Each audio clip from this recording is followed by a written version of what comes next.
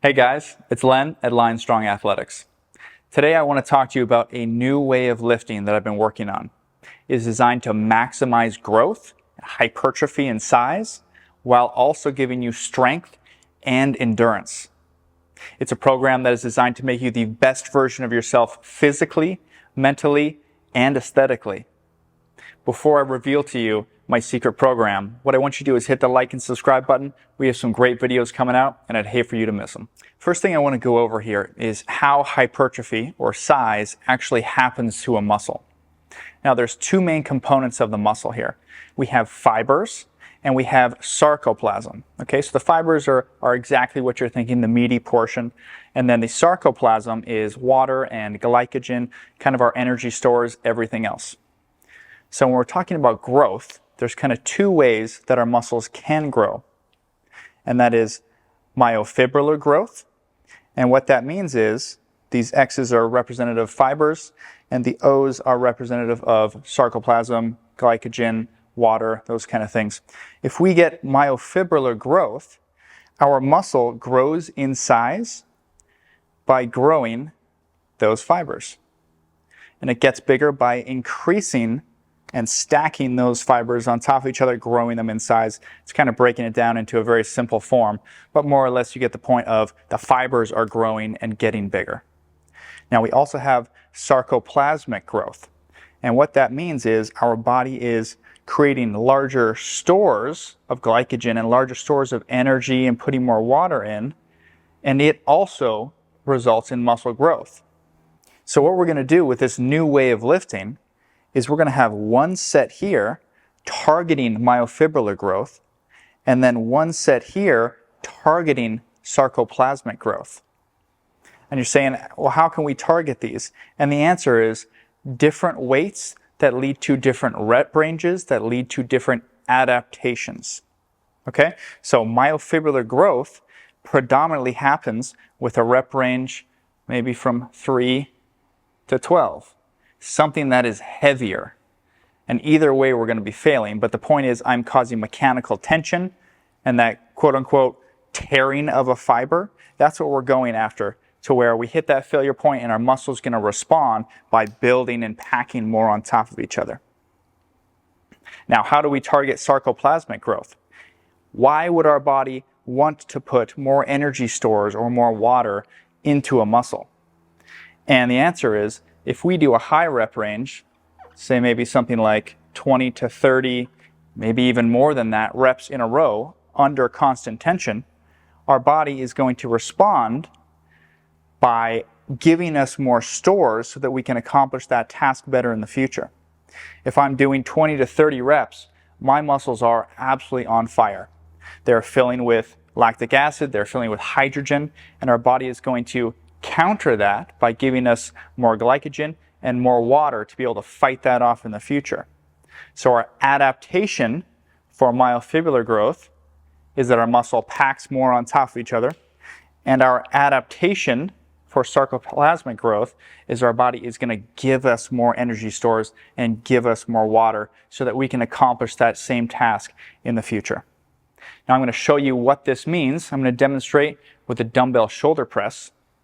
I'm going to take one set to myofibrillar failure and then one set to sarcoplasmic failure. And I'm going to walk you through what that feels and what those sets should look like. All right, let's hop into the dumbbell shoulder press. And I want to show you my first set, which is going to be targeted at the myofibrillar growth. I had mentioned anywhere from 3 to 12, but I don't like to stay kind of in that danger zone of lifting really heavy and risking injury. So my goal here is to try and go to a set right to failure where I'm failing somewhere between 8 and 12. If I fail at 6, that's fine. If I fail at 14, that's fine. It just means that next time I might need to alter my weights so that I can be in that zone, ideally. Okay? The best part of myofibrillar growth, sure, it leads to a lot of hypertrophy and size, but I also get strength benefits from it. So I get a little bit stronger. I'm trying to progressively overload every time, get bigger, stronger, and just feel more capable when I need to go lift something or do something in the real world. I am stronger doing that task. So I'm going to start in this set. I've grabbed a weight that I should be able to fail somewhere in that 8 to 12 zone. We'll find out. I'm gonna pop it up. I wanna keep tension the whole time. And I'm gonna just take this right to failure.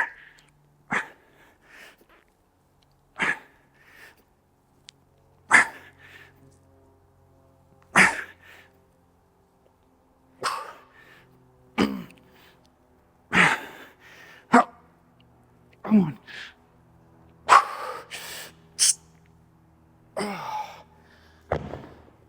Perfect. So I took that right to failure. I think I got 10 there. So I'm causing that myofibrillar growth. My body's going to adapt because I did not complete something. I took something to failure. I told my body that I wasn't good enough to complete a task. So my body's going to adapt. So next time I can complete that task. It's the basis of lifting. So right now, after this workout is done, I'm going to go home and rest, and hopefully my body responds by growing more fibers on top, increasing size, and increasing strength. That was a great first set. I'm feeling a little pumped up from that, but we're going to move on to set number 2, and now we're targeting sarcoplasmic growth. So I mentioned I want to stay between 20 and 30 reps. You can even go higher. I just kind of picked this range because I feel like my body responds well to it, and I feel like I like it. Maybe yours is 40 or 50. I just kind of like the 20 to 30. Okay, so I picked a weight that I hopefully should be able to fail in that zone. Again, if I fail at 15, 18, doesn't matter. Just adjust the weights next time. If I fail at 35, 40, just adjust the weights next time. So let's hop into it. A key with lifting lighter weights is I want to keep constant tension this whole time. So I don't want to be locking at the top. I don't want to be going too far down where I'm also at rest. And right now, as my body is moving this weight and contracting this muscle, it is suffocating the muscle. It is producing lactic acid and is producing hydrogen. Now those things make my muscles very acidic. And that is that burn that you feel. It's acidity. And things that help that are water stores, and that's why my body can respond by increasing water stores. So right now my muscles are on absolute fire. I'm just going to push through and fight it with my brain and tell my body not to stop until I can't take it anymore.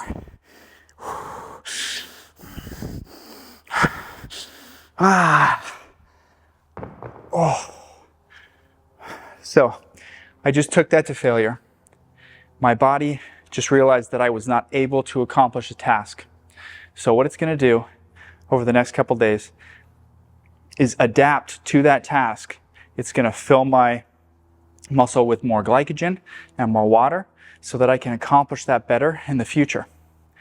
The benefit of this is now I've also increased my endurance. So if I'm around, I need to hold something over my head, I'm no longer shaky after 10 seconds. I can handle these tasks. As well, lifting light weights like this requires a lot of mental fortitude. It's all a mental game. You have to push yourself to that next level. It's not like that myofibrillar growth where I fail because I can't do it. You're failing because your mind is yelling at you not to do it. So it's also building this mental toughness as well as size. You can see I'm feeling a little pumped up right now. That's good. And then what I would do, I hit a set for myofibrillar growth. I hit a set for sarcoplasmic growth. And now I'm done. I'm done with dumbbell shoulder press. I can move on to my next shoulder exercise, maybe a lateral raise. And then I'm going to do the exact same thing. One set for myofibrillar growth of a heavy weight, maybe grab some 25s. And then one set for sarcoplasmic growth, I'm going to grab some 10 to 12s. All right, I've just completed my lion way of lifting. We did one set of myofibrillar and one set of sarcoplasmic. You can call it lion like I've chosen, or you can call it a heavy light system, or maybe a strength endurance system. But either way, my target for here, for this lion lifting, is that I am causing this myofibrillar growth and I am causing sarcoplasmic growth. And it should, in theory, result in greater size than either one of this, while also giving me strength and endurance. And I've been doing this for about 6 months now. I gotta tell you, I am stronger in all my lifts. I feel like I'm more capable in everything that I do, as well as my endurance has changed drastically. I'm able to hold things for longer.